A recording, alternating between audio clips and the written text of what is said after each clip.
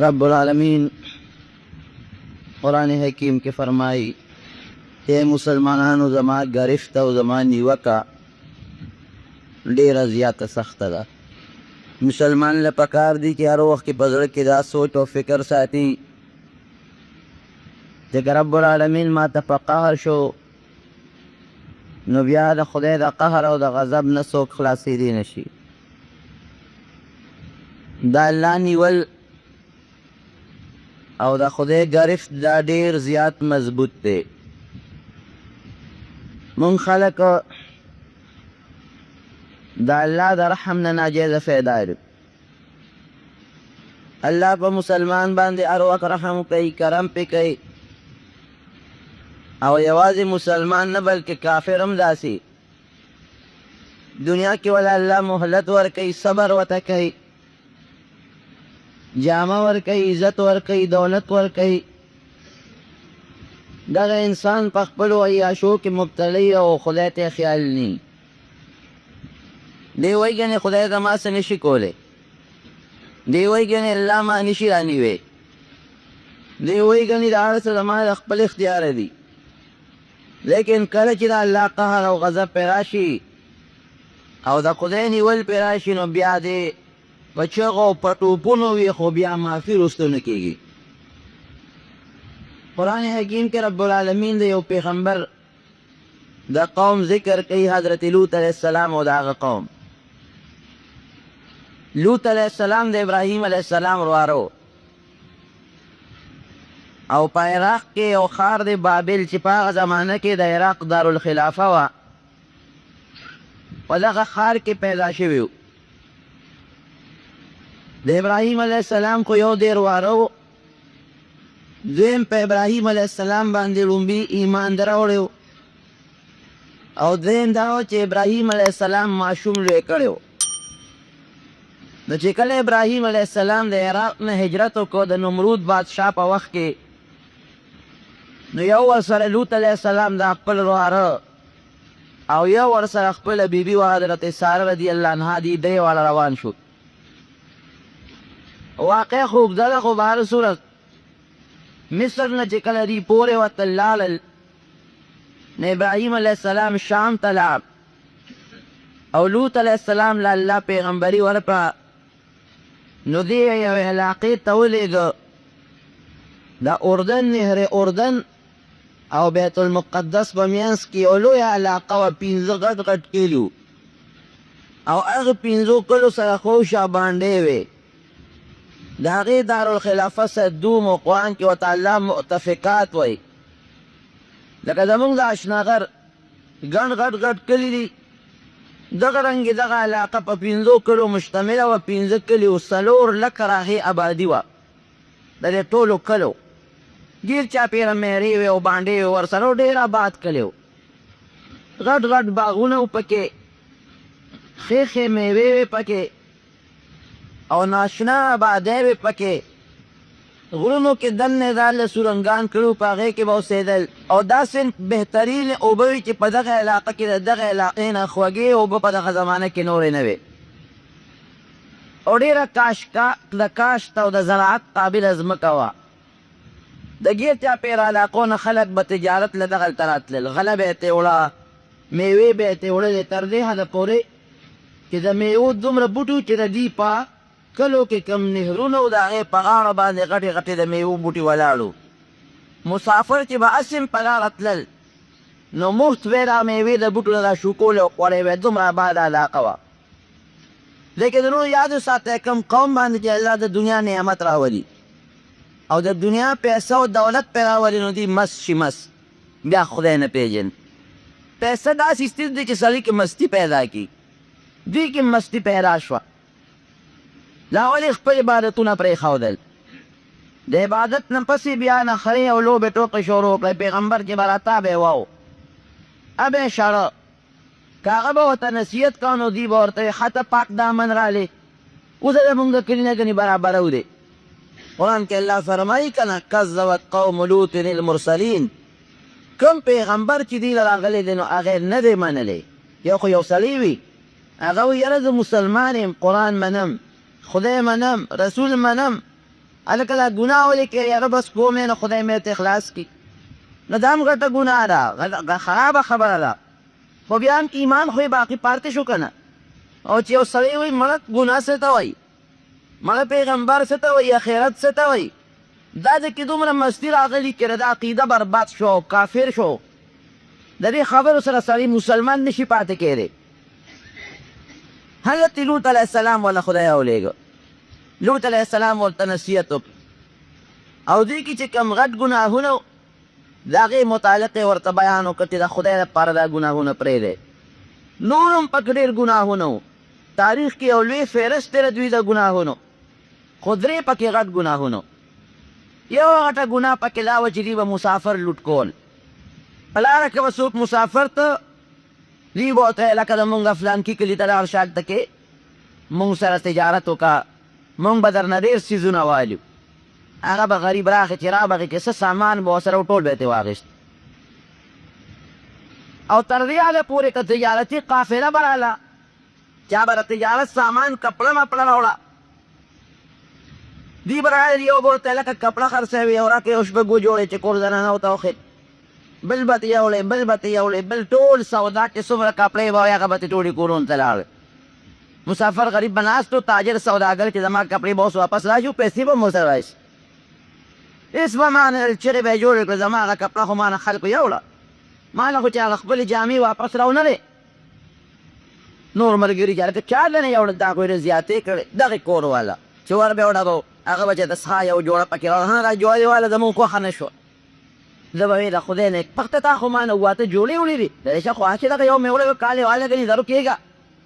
بل به م راغې یو جوړه به یې ورته راوړه بل به م راغې یو جوړه به یې راوړه بل به م راغې ده به په مخ سر را کېښودل چې دا خو ما لویه ګاټلۍ راوړې وه دا خو سل شپږ شلې جوړې او ما ته پکې پنځه شپږ راغونډې شوې ا به یې مو غورځولې لاړه د کلي حاکم ته به یې درخواست ورکړو چې دغه رنګې ستا دې قوم زما نه ګاټلۍ لوټ کړه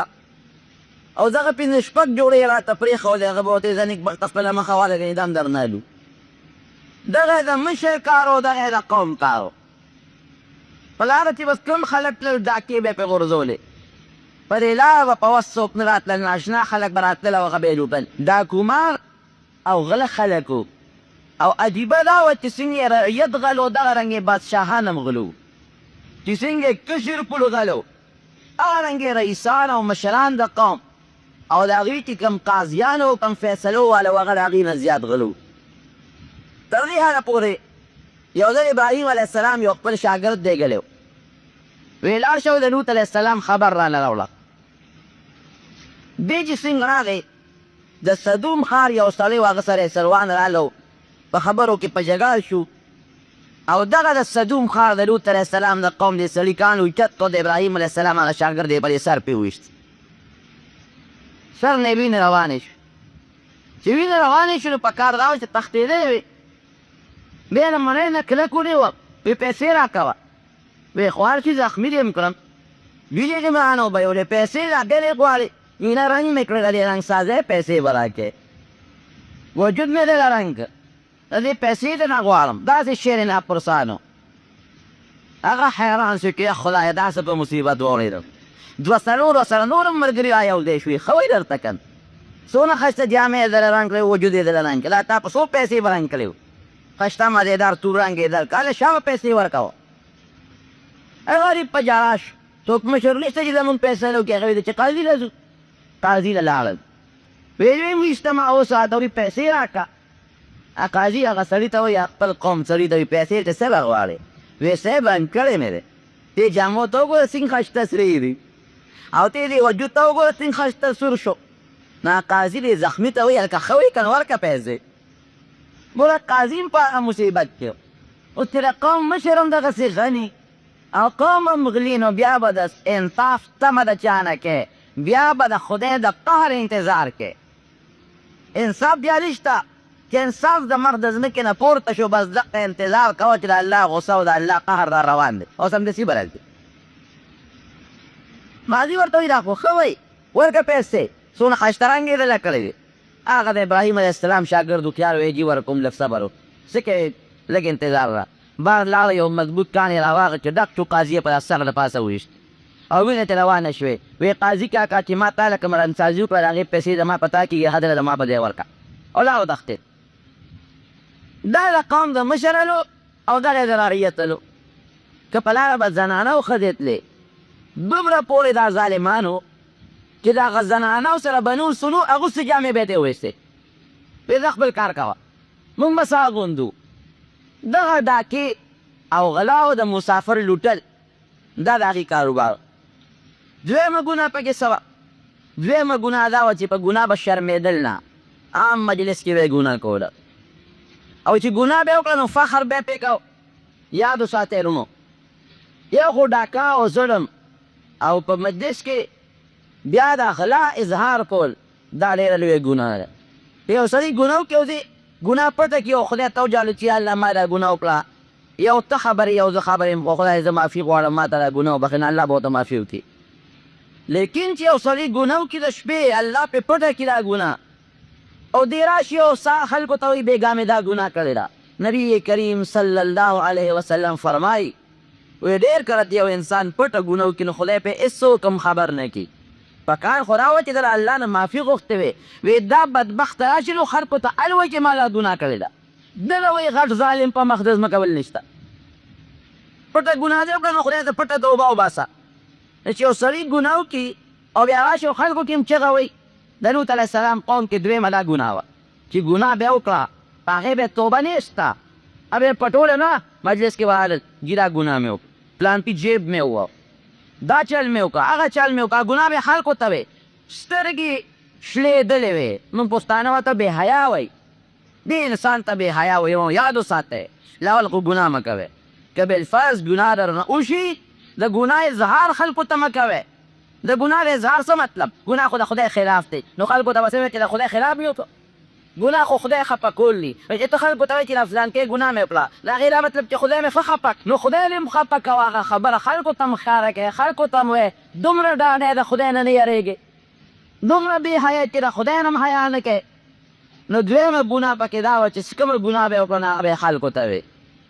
او دریمه ګناه پکې څه وه؟ خلاف الفطرت ګناه کوله. هغه ګناه کوله چې د هغې نه سنګینه او خطرناکه ګناه نه د هلکانو دا بدعملي کوله. لواطت چې ورته وایي دغه ګناه کوله دا داسې ګناه ده چې تاسو سوچ وکړئ د ځنګل ځناور هم دا ګناه نه کوي، خره او سپین دا ګناه نه کوي، خنزیران هم دا ګناه نه کوي.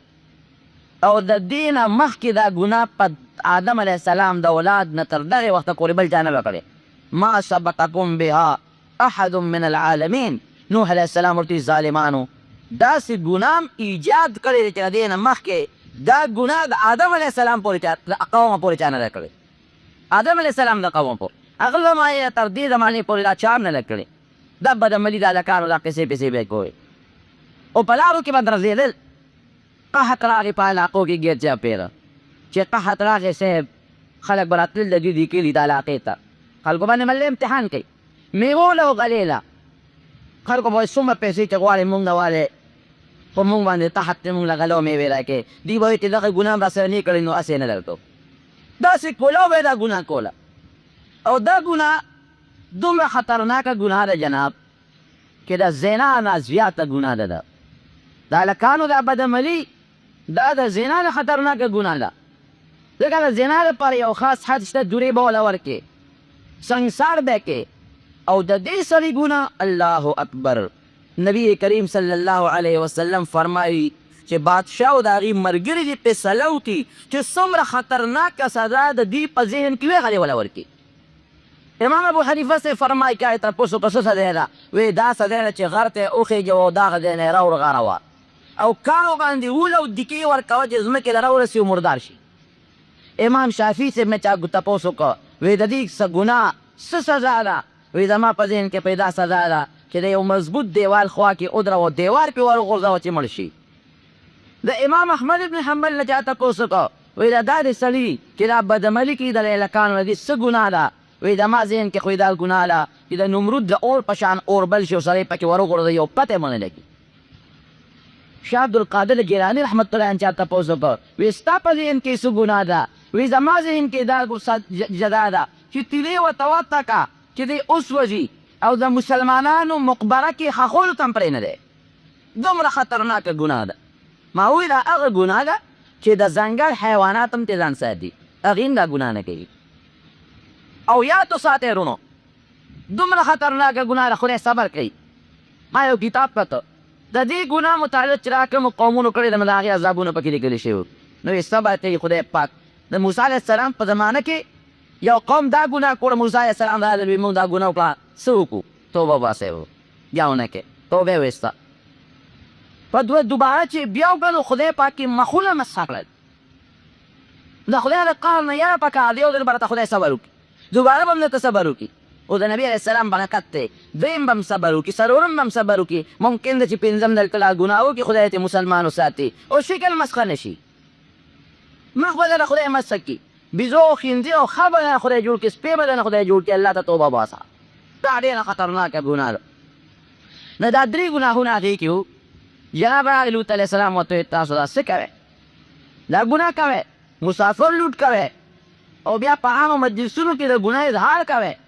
او دا خطرناکه ده هلکانو ګناه کوئ چې ستاسو نه مخکې د دې ایجاد هم دا چا کړی نه و، تاسو ایجاد کړی دی. دوی به ورته څه ویل؟ ځه پاک دامنه ځان پاک حسابی،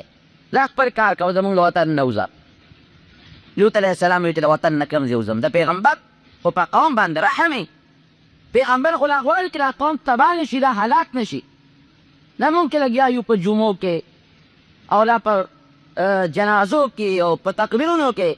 او دې قوم ته ستغم وایو نرم وایو، زمونږ به کې څه دي؟ خپله غاړه خلاصه و، دا غواړو چې دا قوم خدای له دوزخ نه بچ کړي، دا قوم الله د عذاب نه بچ کړي، دا هم پکې غرض دي. دا قوم خدای د خپل قهر او د ګرفت نه بچ کړي. تاسو باندې زمونږ رحم دی، زمونږ د سره مینه ده، محبت دی په جهنم او د خدای په عذاب هم پیرزو نه یې. هغه عذاب هم در باندې نه پیرزو کېږي، ځکه درته کله سخته وایو، کله درته نرمه وایو، کله درته رټنه کوو چې خدای پاک هم د ګناه نه وساتي او خدای ما تاسو ټول د ګناهونو نه وساتي. لوط علیه السلام ته بیا وایي ګوره سم شه که نه منې کېږي شړو دی. وایي نه منې کېږم، خامخا نصیحت به درته کوم. نو د رب العالمین د صبر پیمانه چې کله ډکه شي که نه، نو بیا که سړی ډېرې چغې مو وایي او ژړا مو کړي او الله ته توبې مو باسي، نو بیا کار نه کېږي.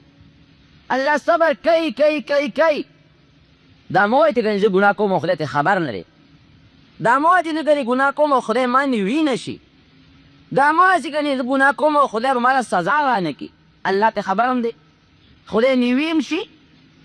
او خدای پاک په ګناه خفه کېږي. هم دا مه وایي چې ګناه کوم او خدای پرې نه خفه کېږي. الله دې داسې خفه کړه چې هر وخت که د الله صبر نه وي، نو ممکن ده چې په هغه وخت به خدای نیولی وي. صبر درته کوي کوي، اخر کې به دې راونیسي. مونږ لیدلي ډېر خلک هم ولیدل چې خدای پاک یې راونیسي، قسم دې بیا په توبو په تعویذونو په صدقو په خیراتونو نه خلاصېږي. دا دعا د الله نه غواړه چې خدای د خپل قهر نه مو ساته. ګناه خو مونږ نه کېږي، په بېوسۍ به وشي، بعضې به قصدن هم وکړو، خو خدای ته نر مسلمان هغه دی. حدیث کې راځي نبي اسلام فرمایي خیر الخطائین التوابون.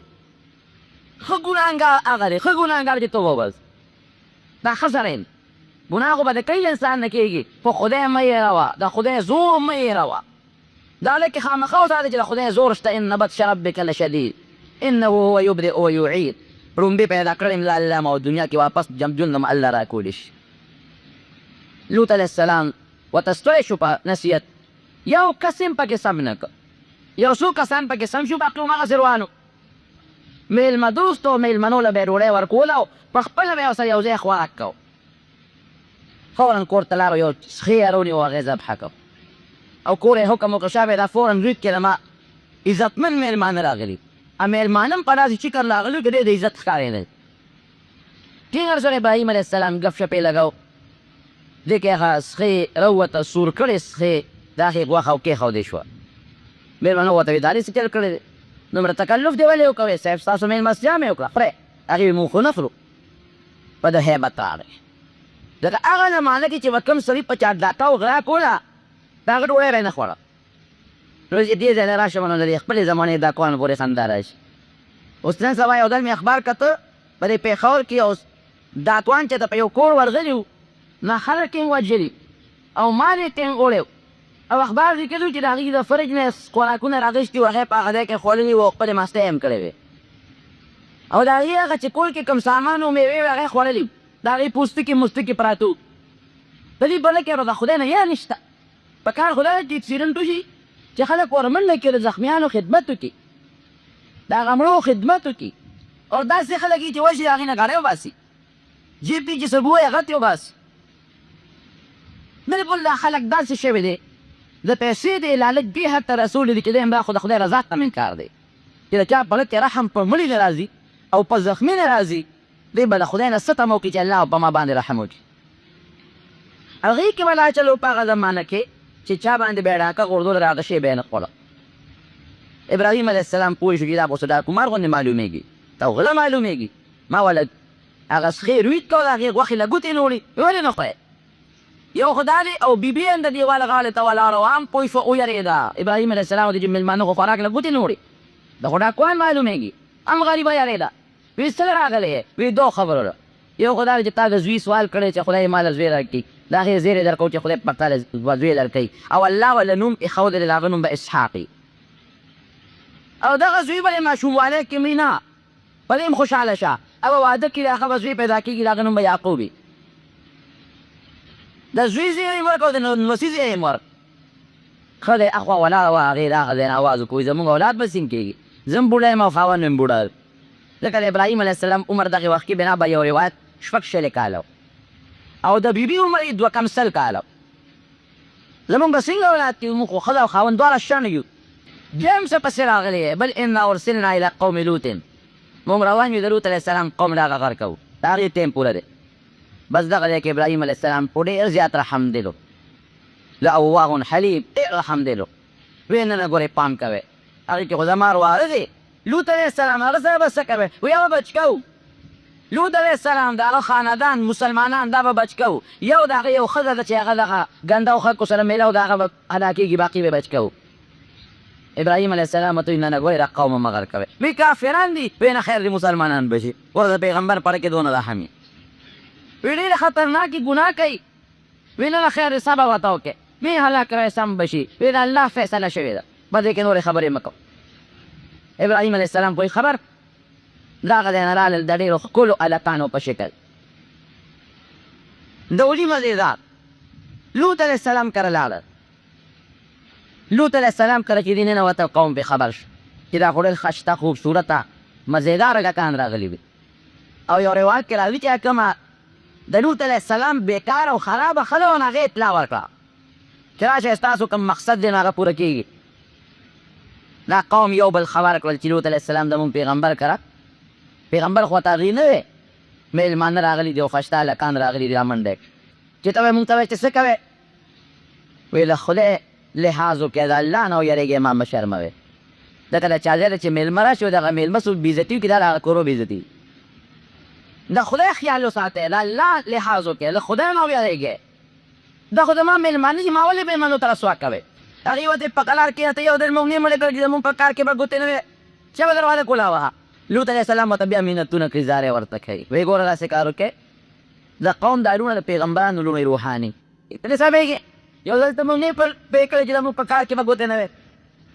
چا به فوراً دروازه کولاوه او که دروازه دې کولاو نه کړه نو په دیوال درول دغه ځای کې لوط علیه السلام وایي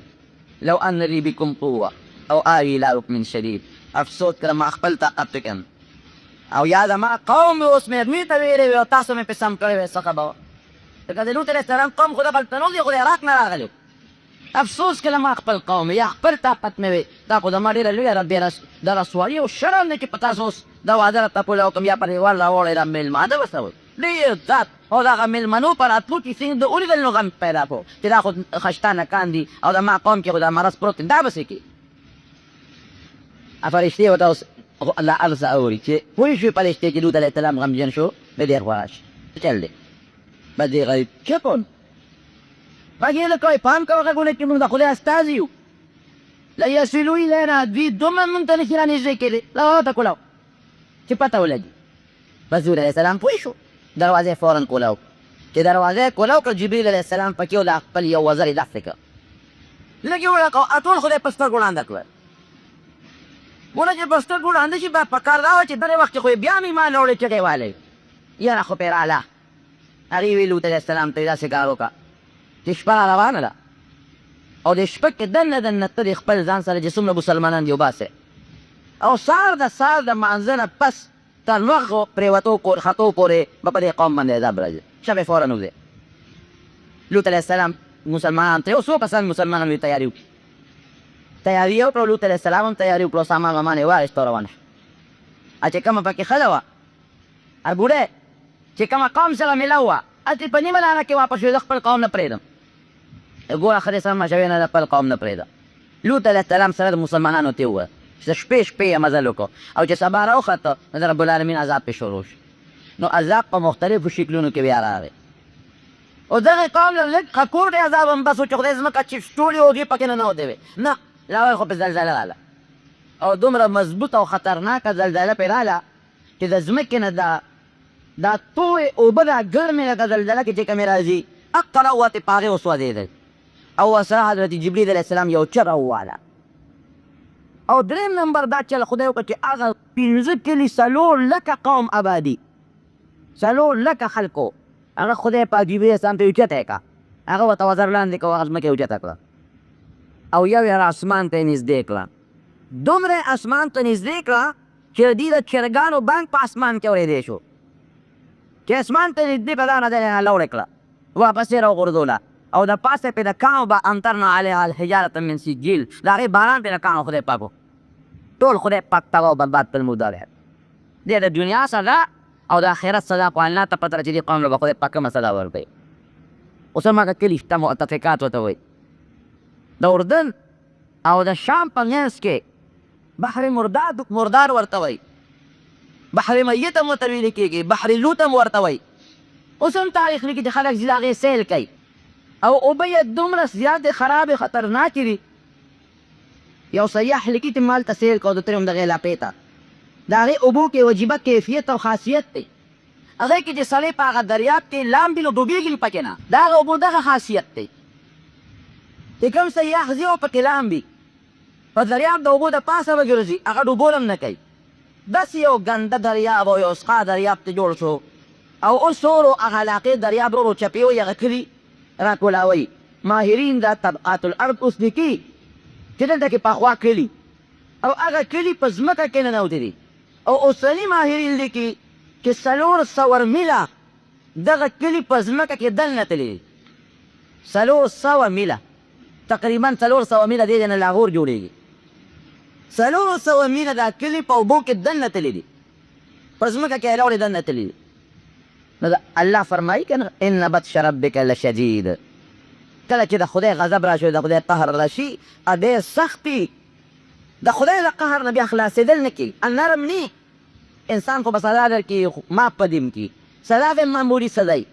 د خدای د قهر نه ویرېږي دا 3 ګناهونه دې قوم کول غلا به یې کوله ډاکه به یې کوله مسافر به یې لوټل بل په عام مجلس کې به یې د ګناه اظهار کو اوس زمونږ خلک په عام مجلس کې اظهار نه کوي څه دا وي سي آر چې راوړو دا ګڼ خلک ورته راغونډ شي او په هغې کې فلم یې او سینما یې پکې او بربن فلمونه یې پکې او نور فلمونه یې او 100 او 10 ورته ناست دي یا ډېر شمپین یې ولګوي او 100 او 10 دا عام مجلس نه شو 10 کسه او 100 کسه په یو ځای دا ګناه ګوري که نه ګوري یا پیښور کې به سینما کې چې دا په سلو په زرګونو خلک ناست دي دا پټه ګناه ده که دا ښکاره ګناه ده یا دا کم تصویرونه چې خرڅېږي بازار کې بعضې خلک ګورې دا تصویر وروړو په دیوالونو باندې لګوي د فلمي جنکو د فلمي لکانو دا ګوره ډېره لویه شریره ګناه ده او که درنه سوځي د رحم فرشتې به نه نو چې ساه دې نه وباسي خو د رحم فرشتې خو نه راځي او ساه خو به دنه خامخا فرشته وباسي نو کومه فرشته به راځي د خدای د قهر او د غضب هغه به راځي دا ښکاره ګناه نه ده دې جنکۍ او دا سړي دا ګډ ورځي او په دې پېښور کې او په صدر کې یو ځای بل دی د مازدیګر او د آرمي سټیډیم او بل ځای کې نه چکر یې نه لګوي دا ګناهونه نه کوي څه ښځه سرتور کې او بازارونو کې چکر لګوي دا کولو ګناه نه شوه هلکان کولو ګرځي په دې ناروا پسې دا کولو ګناه نه شوه نو اوس ګورې هغه حالات راروان دي راتلونکي دي او بیا یادو ساتئ ورونو ګورې که یو سړی ده وایي چې ما خلک به خپل کار وي خپله ګناه به کوي موږ نه کوو په دې هم نه خلاصېږي ته به منع کوې هر یو سړی به خپل پور ټینګوي کلکم راع وکلکم مسؤول عن رعیته هر یو انسان د شپونکي په مثال د نبي علیه السلام فرمایي د شپونکي نه چې شر مخچیلی وتښتئ نو شپونکي نه مالک تپوس کړي زما چیرې دی ولې حفاظت نه کړې ولې در نه وتښتوله دغه رنګې د قوم د مشر نه به د قوم تپوس کړي د کور د مشر نه به د کور تپوس کړي نبي کریم صلی الله علیه وسلم یو مثال ورکوي یو کشته ده مثلا په دریاب کې او په هغه کې یو قوم اوسېږي یو قوم په لاندې حصه کې اوسېږي او یو قوم په بله حصه کې اوسېږي دا لاندې والا خلک راخېږي ځان له اوبه راوړي نو هغې بره راخېږي نو د بره چت باندې چې راوخېږي نو هغه بورقه ښکته کړي دا یاب ته اوبه دننه راکاږي په بورقه باندې نو چې کوم خلک بره چت کې اوسېږي نو هغې ورته یاره که تاسو دلته څه نه راخېږئ وایي بس مونږ خو اوبو ته ضرورت دی او لاندې چت کې نو مونږ به څه کوو وایي نه تاسو به په مونږ نه راځئ دا خو تاسو اوبه راخېږئ او بورقه باندې اوبه راوباسئ مونږ هم ټول لمده کړو نو نبي علیه السلام فرمایي دا لاندې چت والا به څه کوي چې باوالی نه پرېږدي ځان له به سورې وباسي هغې تبه راواغېسته چې لکه تاسو هم نه پرېږدئ نورې که به هم به ځان له په دې لاندې چت کې سورې وباسي ځکه بې اوبو خو زمونږ ګزاره نه کوي په پاورو راخېږو تاسو هم نه پرېږدئ چې ځان له بورقه راښکته کړو به پرې راوباسو نو لاندې به سورې وباسو اوبو خو ګزاره نه کېږي نو نبي علیه السلام فرمایي چې دا بره چت والا به څه کوي چپ پاتې کېږي که منې کوي به که دوی چپ پاتې شو او هغوی سورې وویسته څه چل به کېږي هغه اوبه به راشي نو هغې به هم غرق کړي او دا بله چت به هم غرق کشتۍ له به اوبه نه ولي او که دوی ورته وایي چې نه نه ګورې پام کوئ سورې ونه باسئ که سورې مو ویسته خو اوبه به راننوځي ټول به غرق شو راځئ وګورئ بله کشتۍ والا وایي چې ځان دې چت والا پرېږدي چې سورې وباسي زمونږ ته څه اوبه راځي خو په دوی به راځي نو چې اوبه په هغې راچي خو ټول به غرق کوي دغه رنګې نبي علیه السلام فرمایي ګناه والا به منې کوي لاس به وله نیسي ته به هم بد شي هغه به هم بد شي او که تا والا لاس ونه نیوه نو چې کوم غضب او قهر د خدای په هغه راشي نو اوچو سره بیا لمدم سودي صرف هغه خلک به خدای بچ کوي چې کومو خلکو د هغې لاس نیولی دی لکه لوط علیه السلام هغې اخره کور نهی عن المنکر کړی د ناروا د بچوالي او د امر بالمعروف یې کړی دی هلته خدای وساتل او نور قوم خدای پاک غرق نو خدای پاک یې د ګناهونو نه وساتي خصوصا دغه درې ګناهونه د هغې ذکر مې درته وکړه یو دا چې ډاکه او غلا او مسافر ته تکلیف نه رسول دویم دا چې ګناه به عام مجلس کې نه کوې فخر به نه کوې هسې هم ګناه ناروا ده عام مجلس کې ډېره ګناه ناروا ده پټه دې مو که نو معافي وغواړه او دریم دغه خطرناکه ګناه الله دې مسلمان وساتي ډېره زیاته خطرناکه ګناه ده دومره خطرناکه ګناه ده چې خدای پاک نبي علیه السلام فرمایي اقتلوا الفاعل او المفعول به وایي چې تا دا دواړه کسان ګیر کړل څه ولې مړه کوئ پرېږدی یې لیکن زمونږ شریعت کې خو زمونږ امامان وایي چې وجل خو زمونږ کار نه دی د هغې نه خو فتنه جوړېږي غم ترې جوړېږي نو بادشاه له او قاضي له پکار دی چې دا دواړه مړه کړي مردار یې کړي د دې ګناهونو نه دې خدای وساتي او د هغې نه ما سوا شي ګناه د خدای خفه کول دي نو دا تصور مو پړه کې راولې د ګناه وخت چې کله ګناه کوئ خدای هم ترې وساته دا له راولې چې دا ګناه زه کوم په دې خدای خفه کېږي او الله ته خبرېږي او خدای پرې نیوکه کوي دی خبرې شي که خدای پرې خبرېږي الله پرې نیوکه کوي پرې خفه کېږي او هر وخت چې خدای غواړي ما پرې نیولی شي چې دا درې سوټې به راوستل نو انشاءالله چې خدای به د ګناه نه وساتي او دا خو دومره خطرناکه ګناه ده چې ممکن ده چې خدای پاک دې مسخ راولي مخ او سر دله د سپي او د خنزیر او د خلو ګردۍ که ته منې نه شوې الله ته توبه وباسئ خدای دې موږ ته معافي نصیب وګرځوي 12 بجې نه 12 بجې به مونځ نه کوې چې کله نور مخامخ ودرېږي او په دې سر د پاسه نور ودرېږي نو دې ته زوال وایي دې وخت کې فرض او نفل ټول مونځونه کول ښه خبره نه ده چې کوم وخت نور پرېوځي یا نور راسکېږي یا نور په دې سر د پاسه ودرېږي نو دې وخت کې مونځ کول ښه خبره نه ده ناروا دي د سهار د مانځه نه پته او د مازدیګر د مانځه نه پس نفل نه کېږي او که یو سړی پکې قضا مونځ کوي نو هغه پکې کېږي لو که چې خدای پاک هم د ګناهونو نه وساتي ما وایي که نه تصویر متعلق لیکي چې په کوټه برنده اجره دکان کې د زیرو د جاندار تصویر وي مونځ کېږي که نه کېږي مونځ خو کېږي مونځ کېږي ورسره خو یاره تصویر په کوټه کې ساتل دا سخته ګناه ده او چې کوم ځای کې د زیروح کې کوم د روح والا تصویر وي نو هغه ځای کې د رحمت فرشتې نه راکوزېږي تصویر د زیروح لکه د انسان خپل تصویر د ضرورت په وخت کې جایز دی ضرورت دا لکه سړی شناختي کارډ له وباسي یا پاسپورټ له وباسي یا ایډنټي کارډ له وباسي نو هغه جایز دی خو هم دومره ځای کې به وباسي چې د نیمه کې پرې شوي روغ تصویر نه او دا هم ګورې د ضرورت دپاره جایز دی بې ضرورته دغه نیم تصویر هم حرام بس دا خو دا چې خپله ګناه معلومه ده او دا خو خپلې زنانه او خپلې جینکې دا په خپلو کورونو کې ساتل پکاري او بهر طرف زنانو تلل یا بېستري کول بغیر د محرم نه تلل دا خو خبره نه ده دا ګناه ده دې هم څه حاجت دې دعا غواړي رب العالمین دې حاجت پوره کړي یا د بزرګانو د دین نه ثابت کړي د هغې نه علاوه دا زیاتي تعویض کې نور الفاظ لیکل دا خبره نه ده او دې وایي چې موږ امتحان ورکړی نتیجه ده خدای پاک دې پکې کامیابي نصیب وګرځولې که جمعې پر اخیري 2 رکعتونو سنت دې کې لږ اختلاف شته خو کول یې ښه دي سنت دي ښه زمونږ د امام محمد صاحب رحمت الله علیه په نسب باندې د جمعې د لمانځه نه پس دا 6 رکعاته دا سنت دي سنت مؤکد دي دا مفتی به قول دی د لوط علیه السلام نه قوم په شان ګناه کوي او دا وایي چې زما دې سړي سره مینه ده او په غلط خیال نه ده نو خدای له اعتبار دی خدای دې ته وساتي مینه چې په ښه خیال د مسلمان سره نو هغه په دې خیال مینه پکار ده چې دا زما مسلمان ورور دی مسلمان چې مسلمان سره مینه کوي که نه د دین او د خدای د رضا دپاره دې مینه کوي په هغې الله اجر ورکوي او د هغې نه ماسوا په نورو څیزونو مینو کې اجر نشته دی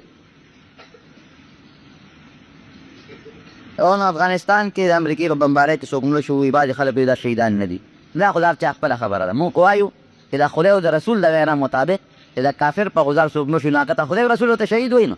په نور څوک د شهیدان نه وایي دا به د هغه خپله خبرې دا خو موږ 20 ځله وایي د ګیرې متعلق په مسله یو سړی په 4 کاله په غلا باندې د بجلی استعمال وکړي او میټر نه لري اوس به څه کوي نو د غلا بجلی استعمالول ګناه ده او که چا دا کار کړي توبه دې وباسي بیا دې نه کوي او دې د خپل کور اندازه ولګوي چې د میاشتې په ما باندې څومره بل کېږي ما 4 کاله بجلی استعمال کړې ده زموږ د یو کور د میاشتې څومره بل را زیات بل را پسې راځي نو د هغې تپوس دې خدای وکړي او دا هم زمونږ ګناه ده زمونږ ګناه ولې ده همدا حکومتونه مونږ په خپله غواړو اوس که بیا روټونه موټونه جوړ شي که نه همدا ممبار ورته بیا تاسو منډې وایي روټونه وله ورکوئ نیکان خلک خو تاسو نه غواړئ همدغه خلک غواړئ همدغې له جنډې ګرځئ همدغې له زنده‌باد وهئ او بیا وایئ یاره ګاني را باندې راوسته او ظلمونه کېږي او بجلي کېږي دغه کېږي او بل کېږي او بل کېږي هله بجلیګر مرسي خبر وي همدغسې ښیي الله دې په موږ باندې داسې خلک نیکان مشران مسلط کړي چې هغوی په زړه کې د خدای